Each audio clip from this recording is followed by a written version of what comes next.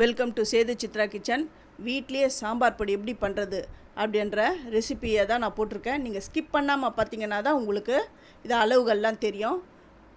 இது வந்து ஒரு கப்பு 200 கிராம் அளவுள்ள ஒரு கப்பு எடுத்திருக்கேன். இது வந்து ஒரு டேபிள் ஸ்பூன் இதோடைய அளவு அந்த 1 அப்படின்னு ஒரு டேபிள் ஸ்பூன் அப்படின்றத போட்டிருக்கு பாருங்கள். அதை பாருங்கள், ஒரு டிபிஎஸ்பி போட்டிருக்கு பாருங்கள். இதுதான் ஒரு டேபிள் ஸ்பூன். இது ஒரு ஸ்பூன் அளவு. இந்த அளவுகள் வச்சு தான் நான் செய்ய போகிறேன். நீங்கள் வந்து இதே அளவு வச்சு கூட்டியோ குறைச்சி அப்படி பண்ணிக்கோங்க. 200 கிராம் மல்லிக்கு 20 நம்பர் காஞ்ச மிளகா எடுத்திருக்கேன். உங்களுக்கு வந்து நீட்டு மிளகா இருந்தாலும் அது உங்கள் இஷ்டம்தான். நான் குண்டு மிளகா எடுத்துன்னு வந்திருக்கேன். 200 கிராம் மல்லிக்கு 20 காஞ்ச மிளகா. நீங்கள் வந்து நல்ல கலராக வேணும் அப்படின்றவங்க காஷ்மீரி மிளகாய் ஒன்று 10 நம்பர் கூட எக்ஸ்ட்ரா எடுத்துக்கோங்க. ஏன்னா அதில் அவ்வளோவா காரம் இருக்காது, ஆனால் கலர் கொடுக்கும், நல்ல கலராக இருக்கும். மல்லியை நான் வறுக்கிறேன். அடுப்பை எப்போவுமே ரொம்ப கம்மியாக வச்சு வறுங்க. நல்லா வாசனை வரணும், அந்த அளவுக்கு வறுக்கணும். சில பேர் சாம்பார் வந்து வச்சாங்கன்னா அந்த 3-4 வீட்டுக்கு அப்படியே அந்த வாசனை தூக்கம். என்ன காரணம்னா இந்த வறுக்கிறது தான். இந்த பொருளை நம்ம வறுக்கிற பதம் இருக்குது பாருங்கள், அதுதான் காரணமே. 1/4 கப் வந்து கடலப்பருப்பு எடுத்திருக்கேன். இந்த கடலப்பருப்பு வந்து நல்லா அப்படி கடிபடணும், அந்த அளவுக்கு வறுக்கணும். அடுப்பை வந்து ரொம்ப கம்மியாக வச்சு தான் வறுக்கணும். அந்த வாசனை ரொம்ப நல்லா வரணும். கொத்தமல்லி 200 கிராம், காஞ்ச மிளகா 20 நம்பர், கடலப்பருப்பு 1/4 கப், தோரம்பருப்பு வந்து 2 டேபிள் ஸ்பூன் தோரம்பருப்பு நான் சேர்க்குறேன். இந்த தோரம்பருப்பும் நல்லா வறுக்கணும். அதுக்கப்புறம் இது நல்லா வறுப்பட்ட உடனே உளுந்தம்பருப்பு 2 டேபிள் ஸ்பூன். இந்த அளவுகள்லாம் பாருங்கள், நான் வந்து டிஸ்கிரிப்ஷன் பாக்ஸ்லேயும் கொடுக்குறேன், அதையும் நீங்கள் போய்ட்டு பார்த்துக்கோங்க. இப்போ உளுந்தம்பருப்பையும் நல்லா வறுக்கிறேன். நல்லா வாசனை வரணும், அதுதான் வந்து இதில் வந்து முக்கியமானதே. வெந்தயம் 1 டேபிள் ஸ்பூன். இந்த வெந்தயம் நல்லா செவந்து வரணும். ஆனால் எந்த பொருளையும் அப்படியே தீச்சு வச்சிடாதீங்க, அந்த கரிஞ்சு போகிற அளவுக்குலாம் வறுத்துடாதீங்க. அதனால தான் அடுப்பை வந்து எப்போவுமே ஸ்லோவில் வச்சு வருங்க. ஒரே ஒரு டீஸ்பூன் வந்து மிளகு சேர்க்குறேன். இதுவரையும் டேபிள் ஸ்பூனில் அளந்தேன், இது வந்து டீஸ்பூனில் தான் இந்த மிளகு சேர்க்குறேன். இந்த மிளகும் நல்லா வறுபடணும். சீரகம், அடுத்தது சீரகம் வந்து 1 டேபிள் ஸ்பூன். இந்த டேபிள் ஸ்பூனுக்கும் அளவு என்ன வித்தியாசத்தை அது தெரிஞ்சுக்கோங்க. அது ஆல்ரெடி வீடியோ ஃபஸ்ட்லேயே நான் சொல்லிட்டேன், அதனால தான் வீடியோவை ஸ்கிப் பண்ணாமல் பாருங்கன்னு நான் சொல்கிறது. கடுகு வந்து 1 டீஸ்பூன்.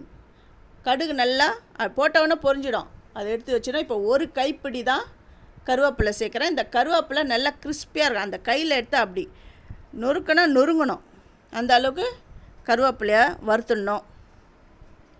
இப்போ வந்து காஞ்ச மிளகாவை அது வறுக்கணும். காஞ்ச மிளகாவுக்கு வந்து ஒரே ஒரு ஸ்பூன் வந்து நல்லெண்ணெய் விட்டுருக்கேன். அந்த மிளகாயை சேர்க்குறேன். ஏற்கனவே இந்த மிளகாய் வந்து நல்லா வெயிலில் காஞ்சிடுது. இதுவும் வறுக்கிறேன்.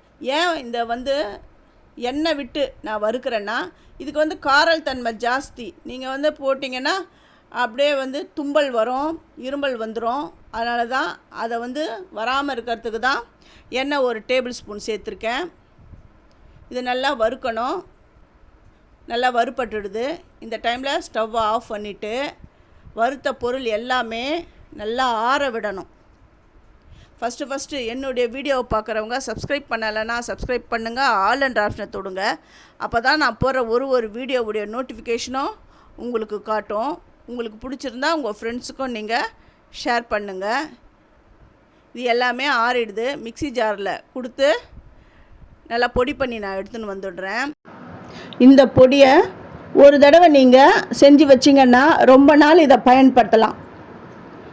இது நல்லா ஏர்டைட் கண்டெய்னரில் போட்டு நம்ம மூடி வச்சுட்டா போதும். 2-3 மாதம் கூட இதை நம்ம பயன்படுத்தலாம்.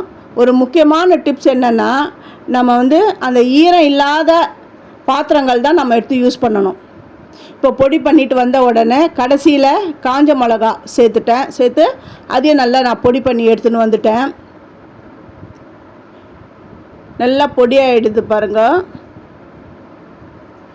இதுக்கு வந்து 1 ஸ்பூன் மஞ்சள் பொடி, 1 ஸ்பூன் வந்து பெருங்காயம் அதை சேர்த்து பொடி பண்ணி எடுத்துன்னு வந்துடுறேன். இந்த மஞ்சள் பொடி வந்து நான் விரலி மஞ்சள் வீட்லேயே வாங்கி வெயிலில் நல்லா காய வச்சு மிஷினில் கொடுத்து நான் அரைச்சி எடுத்துகிட்டு வந்த மஞ்சள் பொடி தான்.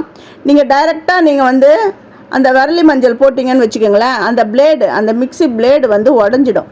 அதனால தான் நான் வந்து மஞ்சள் பொடியை நான் சேர்க்குறேன். மஞ்சள் பொடியை தான் நான் சேர்க்குறேன், அந்த விரலி மஞ்சளை நான் சேர்க்கலை. இது எல்லாமே சேர்ந்து வந்துடுது, நல்லா பொடியும் ஆகிடுது. இப்போ என்ன பண்ணால் இதை ஜெலிக்கணும். நீங்கள் வந்து கடையில் வாங்குகிற சாம்பார் பொடி வந்து ப்ரிசர்வேட்டிவ்ஸ் இருக்கும். இது வந்து எந்த ப்ரிசர்வேட்டிவ்ஸும் கிடையாது. அவங்க வந்து எப்போ அரைச்சாங்க, எப்போ பேக் பண்ணாங்க, எப்போ விற்பனைக்கு வந்தது அதெல்லாம் நமக்கு தெரியாது. அதுவும் இல்லாமல் அதில் கலப்படம் இருக்கா இல்லையான்னு கூட தெரியாது. இப்போ ஜெலிச்சிட்டேன். இப்போ அந்த கோர்ஸாக இருக்கிறத மறுபடியும் நான் வந்து மிக்ஸி ஜாரில் கொடுத்து பொடி பண்ணி எடுத்துன்னு வந்துட்டேன். இதுதான் அந்த 1 ஸ்பூன் தான் எஞ்சி அப்படி தங்கியிருக்கு. இதை வந்து பொரியல் பண்ணும்பொழுது அதுக்கு மேலே அப்படியே தூவிடுவேன், ரொம்ப நல்லாயிருக்கும். இப்போ வந்து அவ்வளோ மணமாக இருக்குது. இந்த சாம்பார் பொடி வந்து ரொம்ப அப்படி வாசனையாக இருக்குது. நீங்கள் இதில் சாம்பார் பண்ணிங்கன்னா எல்லோரும் கேட்பாங்க, இந்த சாம்பார் பொடி எப்படி நீங்கள் அரைச்சிங்க, கண்டிப்பாக கேட்பாங்க. ஏன்னா 2-3 வீட்டுக்கு அப்படி வாசனை வரும். பக்கத்து வீட்டுக்கெலாம் அவ்வளோ நல்லா வாசனையாக இருக்கும். இந்த சாம்பார் சாப்பிட்றதுக்கும் ரொம்ப நல்லாயிருக்கும். இதை வந்து ஒரு பாக்ஸில் நான் போட்டுடுறேன். வீட்லேயே அரைச்ச சாம்பார் பொடி. இப்போ கடை சாம்பார் பொடி எப்படி இருக்குன்னு நான் உங்களுக்கு காட்டுறேன். ரெண்டுத்துக்கும் உள்ள டிஃப்ரென்ஸ் என்ன அப்படின்றதையும் நான் உங்களுக்கு காட்டுறேன் பாருங்கள். இது வந்து நல்லா கலராக இருக்குது. இது வந்து காஷ்மீரி மிளகாய் சேர்த்துருப்பாங்க. நம்ம கூட காஷ்மீரி மிளகாய் சேர்க்கலாம்.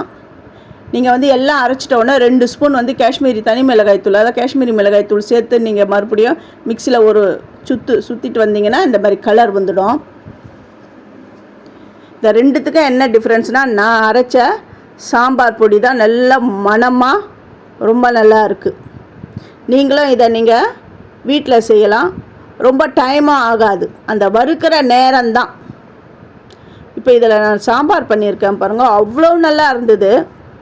இதை நீங்களும் உங்கள் வீட்டில் செஞ்சு பாருங்கள். செஞ்சு பார்த்துட்டு எப்படி வந்ததுன்னு எனக்கு கமெண்ட் பண்ணுங்கள். தேங்க்யூ.